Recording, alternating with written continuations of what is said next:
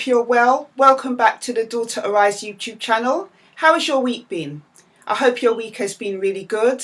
I've had a bit of a challenging week in some areas, but in other areas to do with my book and Daughter Arise and my new business that I'm setting up, everything has been going really well. I've nearly finished my second book now. Remember a while ago I was telling you that I'm doing a second book, and I'm actually doing two books. I'm working on two books at the moment, but the second book, which is an empowerment book for survivors of all abuse, I've nearly finished that book. So I finished when I said I was going to finish. I had a time scale of when I wanted to do it by, and I'm glad to say that I've been able to keep within that. So the next step for me will be to find editors, which I've started to do already, and the process can be quite tricky because you have to find an editor who has a knowledge of being able to edit that type of work. So I'm going to shortlist it down to 3 and then take it from there. Also as well, looking at designing the book cover and you know, the stuff that goes around that, and yeah, putting that final product together so that people can be able to have a really good book that they will feel is well written. It all takes just a bit of time, but it will be worth it in the end. In June this year, I will be doing a talk, actually, and it's going to be a bit of a different talk. I'm going to be doing it on the streets of Brixton. So basically, it's going to be called Testimony to the Streets, and that is where I'm going to go with a group of women who, or men, whoever wants to come along, and I'll be sharing my story in Brixton to raise awareness of how abuse and sexual abuse affects lives. For me, it is a subject that, as you know, is really close to my heart, and I feel that within the Black and Asian communities, not enough awareness and not enough conversation is being, you know, raised about sexual abuse. It's a real big problem within the community, and I'm not saying that white people or other groups don't have this problem. Of course they do, but I am talking from my experience as a Black woman who has been through sexual abuse, and I want to be able to kind of share my story with people who may never even think of approaching anybody for help, approaching an organisation like Daughter Arise. So it's something that I'm going to do. It's quite radical, it's quite out of my comfort zone, but I know that I'm made for this type of stuff, and I'm looking forward to it. I've had quite a lot of support for it already. So in the next couple of weeks, I'll be launching that campaign. And if it's something that you feel that you want to get involved in, I mean, you can contact me. As I'm doing the talk in Brixton, we're going to have a table out there. We're going to have banners. We're going to have leaflets. We're going to have a team. You know, I've got a few of my Christian sisters who are going to come down with me. We're going to offer to pray for people. We're going to talk to people. We're going to give leaflets out. We're going to let people know that Daughter Arise is in the community, that we're here to help. And I'm really expecting good things to come out of that. I find for myself, I'm not interested in living a life where I am living in a comfort zone, living in a box, and I want to do things that are outside of my comfort zone, because I believe when you take risks, calculated risks, that, you know, that's where life starts, that's where great things can happen. So I'll let you know about that. So the book is coming, and then we've got this kind of like a protest event that's coming up as well, and there are other things that is coming very soon as well. I'm trying to organise this awareness ball, and I'm going to be, you know, posting details about that in a little while. I like to make sure anything that I do, I try and organise it properly before I go ahead and do it within the best of my abilities, and I want to be able to make sure that people who come to Daughter Arise events feel secure, feel comfortable, leave enlightened, empowered and educated maybe about things they didn't know. So look out for all that information, and I will let you know about it by my Facebook page, Twitter, my website, and I'll be posting those details as well. So I wanted today to talk about self-harm. This week I got thinking about a young girl who's in extreme pain, and people around her, like within family, social circles, obviously don't understand the pain that she is going through. She self-harms, and I just really felt real compassion in my heart towards her, because I myself have been somebody that has been down that road, and I wanted to share my story with you today. And it's not something I really thought about sharing before, but I realised that as I go along and I do these videos, I want to be able to share parts of my journey, my experience, that I feel may be relevant to some of you out there who've been through abuse, all types of abuse, or even just in situations where you felt emotional pain. So that inspired me this week. This young girl and her pain has inspired me to share with you about self-harm. So I started self-harming when I was 14 years old. Now, many of you know already, I was taken into care at 13 years old because I experienced sexual abuse for 5 years at the hands of my father. When I came into care, I was very lost. I didn't know anything. After all, I lived with a family my whole life, so that was to be expected. And the whole experience of being in government care was new to me. And I was in a lot of pain. The backdrop of my situation was because I ended up telling the truth about what my father was doing to me within the family home. I was the one that was ostracised and kicked out of the house. I was the one that was living, that couldn't go back to my family home and ended up living out of bin bags, going from place to place. And that made me really, really angry. I had many experiences whilst I was in care of different environments. And when I was 14, I was placed in a therapeutic residential home. And in that home, there were lots of young people who were in care for different reasons, and I got into situations where I found it difficult to articulate my feelings. Now, a lot of the young people in the home at the time, they self-harmed. They did that by sniffing solvents. They did that by punching walls. They did that by cutting themselves and, doing stuff to harm themselves.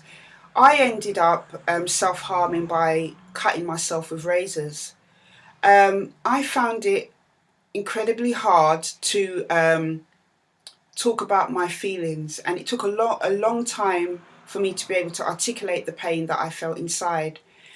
So I started to self-harm by using a razor blade. Now, because I wasn't identified when I came into this home as somebody who was at risk of doing these things, I was able to slip under the radar quite easily.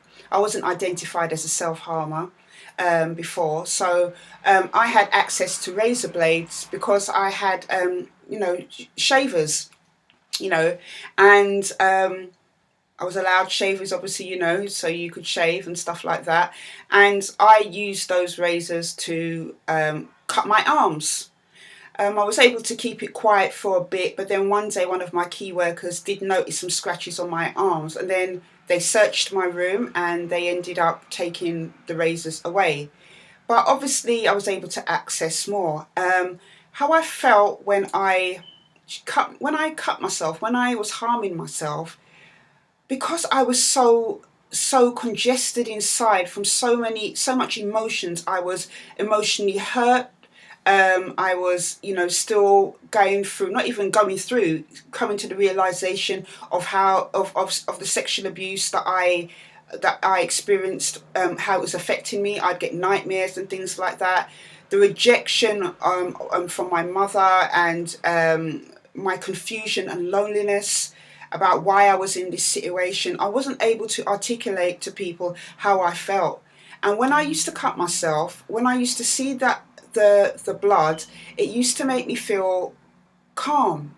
That sounds really strange, I know, but I don't know. I used to just feel calm. It used to calm me down. It used to make me feel like I was still alive, because I was so emotionally numb inside, but in so much pain and feeling so much anger, and I just didn't know how to get it out. When I used to see that blood, I used to feel a sense of peace.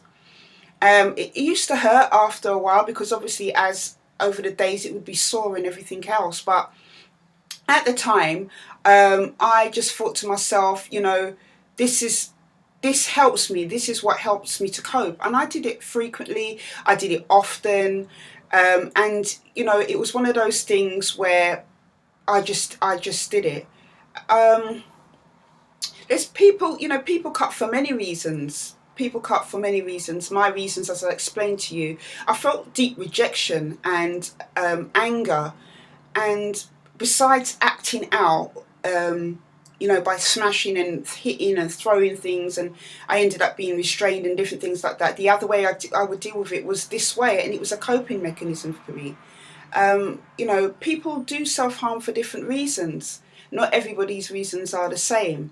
According to an organisation called Mix UK, um, people who are more susceptible to self-harming are between the age of 15 to 25 years old, and they fall into certain category groups. So some of the groups that they mentioned were Asian women, people in prison, gay, bisexual and transgender people, people in residential and care homes, which is something that I've just shared with you. A lot of the young people who were in the home with me, it was normal occurrence for people to be doing that. It wasn't something that was out of the norm. The other young people weren't like, shocked that somebody was doing it. A lot of young people in all the residential homes I was in, and secure facilities, they did self-harm. It was just one of those things. People would let out their inner pain. The young people, my peers, would let out their inner pain by doing these things. I don't remember having any conversations with, other people, other teenagers who are in care with me in these homes about, why we were there or whatever. It was all about acting out. So, it's interesting that Mix UK have identified this as one area, of people that do have a high percentage of self-harm. And also as well, they said people with learning difficulties, self-harm as well.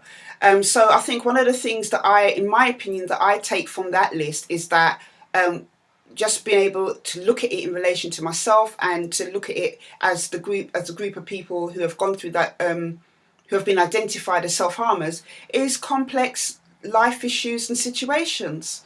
It's not always easy for people to be able to articulate how they feel, and it can be quite disturbing for other people who witness this, because they don't understand it. I mean, for me, I went through it. I did it when I was in care. Nobody really thought it was. Even though the social workers or residential staff, used to say to me, it's not constructive to behave like this, to do this type of behaviour. They obviously had an understanding of why this behaviour came about.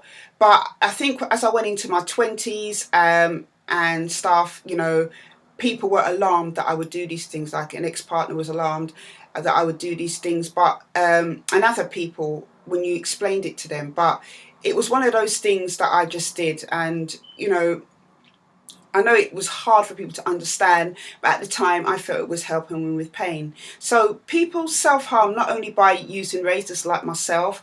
People self-harm by scratching or picking at their skin with sharp objects. We have burning or scalding skin, picking scabs, banging their head against the wall, putting their hand intentionally in fire, or cutting themselves. All these different things are different ways that people self-harm. And, it can be quite difficult for that person. It's not new. Self-harming is not something that is new. In the Bible, it talks about a man who used to cut himself with stones. That's in Mark 5:5.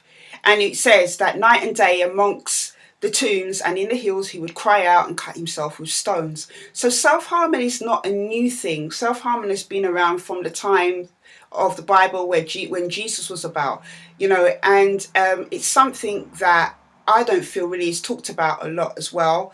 And I think more awareness should be raised about self-harm and the reasons why people self-harm as well. So what helped me to stop self-harming?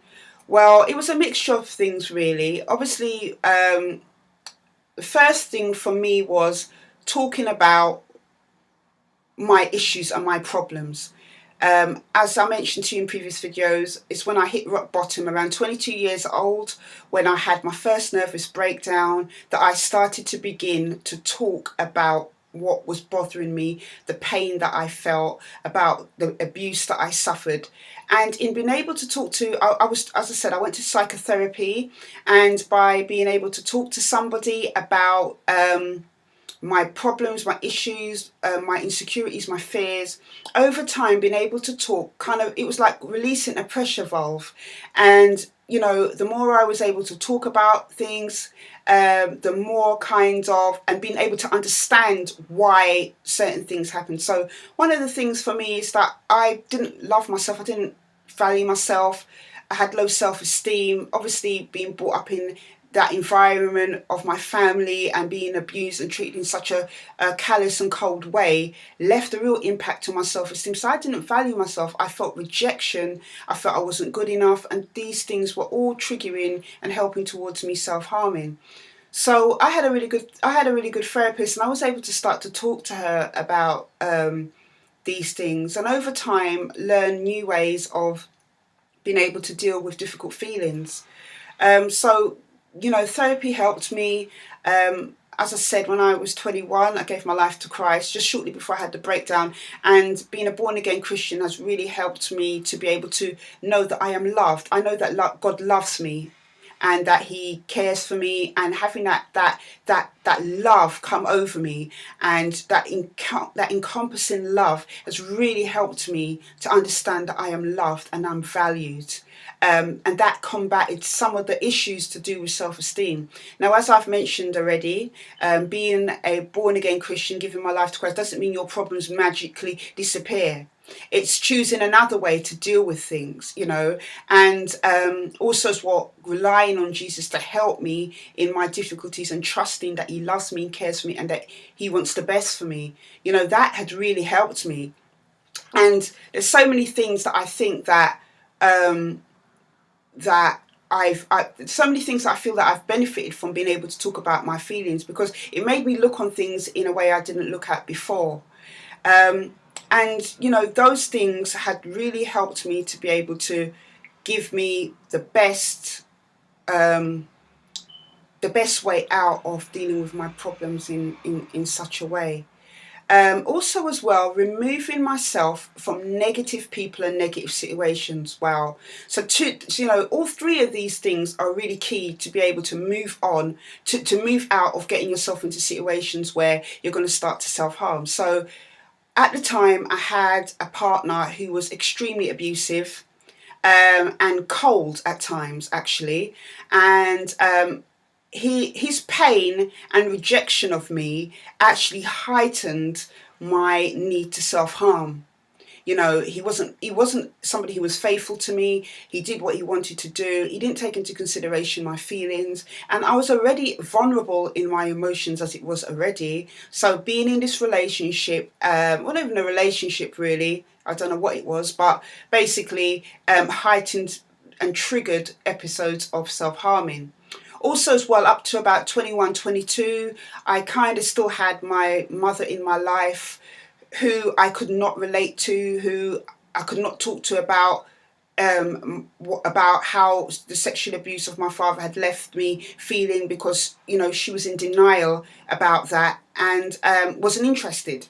So because I couldn't relate to her, and when I tried to talk to her about my feelings, and I would get brushed off, or it was kind of treated very flippantly, it would internally hurt me even more. So again, that would trigger those experiences, those episodes of self-harming. Since I don't have these people in my life anymore, and when I removed those people, you know, my therapist helped me to find ways of removing certain people from my life. And I removed them from my life by slowly getting that understanding that these people were not good for me.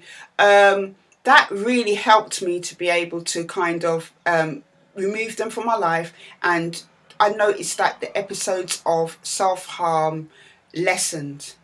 Now, it didn't completely go away. I mean, that was from like 22, but then I self-harmed up to the age of 30.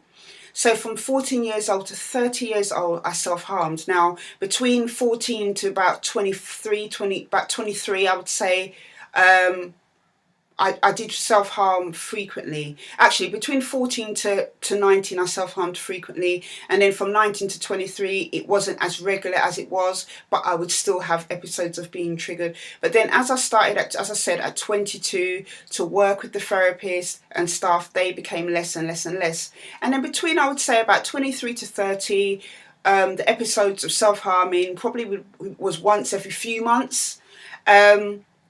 And the last time I think was just before my around 30 was my last time I ever self-harmed. So it was a long process, but I think the key thing for me was learning to articulate my feelings. Now, it's important to understand that when you learn to articulate your feelings, it's not everybody you're supposed to talk to about your feelings. I'm telling you that because I am here at my age. I'm now 40. I'm here at my age, and I've learned a lot about people, and I've learned a lot about relationships.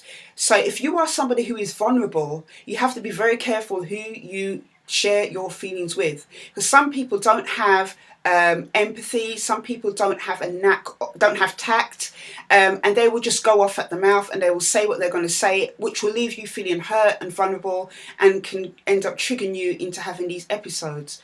So for me, the key thing was finding somebody I could trust, somebody who I felt secure enough to share my feelings with. And for me, that first person was the psychotherapist at 22 years old. Now, for you, that might mean, there are organisations out there that could help you to, look at talking about your feelings, that people who understand those kind of issues could help you to do that. So that is one of the things I would want to share with you, is that you have to be careful who you share your feelings with. So basically, there are organisations out there that do help with this particular issue about self-harm. So we have Mix UK, which is an organisation that I just shared with you, who deal with people up to the age of 25 years old who are going through self-harm issues. Their website is really fantastic. I mean, they've got people's stories on there. They've got a helpline. They can offer support one-to-one. They kind of give information and about why people self-harm and the issues behind it. Obviously, everybody's story everybody's an individual. Everybody's story is different, but they are predominantly there to help people with those issues. Now, if you're between up to the age of 25, you can contact them, and I will be putting all the website details in the description bar below this video, so you can check them out for yourselves. So we have Mix UK, as I said. Also CHILDLINE, if you are a young person who is struggling with self-harm and talking about your feelings, CHILDLINE is a really good organisation to contact. They have a free phone number, and you can contact somebody there and talk to them, and you'll have somebody that'll be able to listen to you as well. So you don't have to go through it by yourself.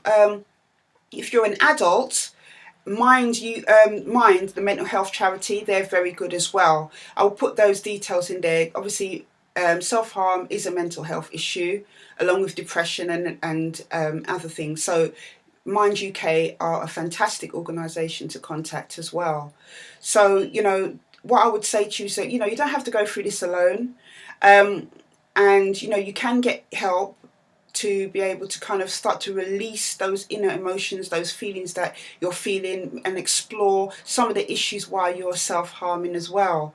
If somebody was to say to me now, do I regret self-harming? I wouldn't even say it's a regret, because I can look at my life very, very reflectively. And understand what I need to, and take out of it what I've learned. So for me, I don't look at it as regret. at the time, coming into care, I did away from my family. I didn't even know how to live outside my family. Plus, being moved around from pillar to post. Plus, dealing with issues and nightmares and everything from sexual abuse. Having to adjust to new environments very quickly. I needed a way to cope. And I saw other young people were doing this. And it's one of the very, very few times, actually probably the one time that I allowed myself to be caught up in a group situation where I would follow the crowd. So other young people in there were self-harming, and I thought, oh well, this is what's helping them, and I did it.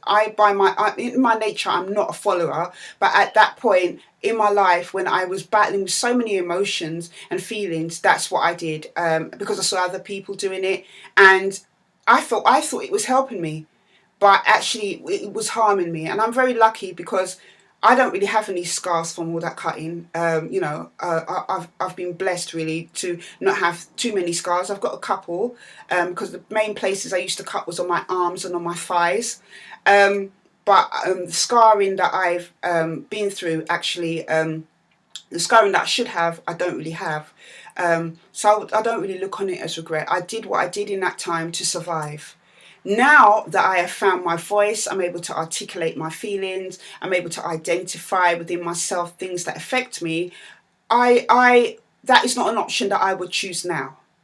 That is not an option I would choose now. But all the things that I said to you that helped me to be able to kind of look at my self-esteem and to remove myself from certain situations, because those things were in place, I don't have that type of environment around me anymore. So, and those type of people around me anymore. So therefore, I don't put myself in vulnerable situations either.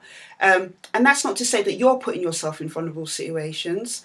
As I said, if you're vulnerable, the last thing I think that you need to do is be around people that lack tact and don't have no empathy, because obviously it will trigger those feelings. But no, I don't have any regrets. What I've learned, as I said, is to find my voice. So that would be my encouragement to you today if you're somebody that self-harms. If you want to contact me, you can contact me at info@daughterarise.org.uk. You can also contact me as well if you're an adult who's gone through self-harm who is self-harming. You can contact me. You can visit our website, www.daughterarise.org.uk, and you can contact me. We can arrange to have an email conversation. We can talk. I can pray with you if you want, or I can just be there to listen. I've been through it myself, so I understand how hard it is and the complex dynamics that goes on behind the behaviour. Because as I said, a lot of people have a complex life situations or issues. So I just want to say that it's something that can be turned around. It doesn't last forever. Help is available, and as I said, I'll put that in the description bar. So be encouraged. You can find a way out of self-harming. And it might just mean being around a different set of people, around, getting the information you need away from people that might not understand, that might make all the difference. So that's what I wanted to share with you today. So please feel free to check out my other videos on this channel. I had a fantastic response from the last video I did on encouragement, and I just want to thank you for that. And also as well, you can check out my blog, Hope in the Future, where I write about topics surrounding issues that I went through around sexual abuse and other issues I went through as well. I didn't just go through sexual abuse, I went through emotional abuse and physical abuse at one time as well. And I've had lots of different situations that have been challenging. So please feel free to check out my website for all that information. And also as well, please like and share these videos and subscribe to these videos. These videos are quite, they're not easy to make, but I'm happy to make them because I really believe that if you have come through something, you should share it with other people so that they may find they might find help in what you're sharing with them to come out of their situation. So please share these videos and subscribe and like, and I will see you in the next video. Take care.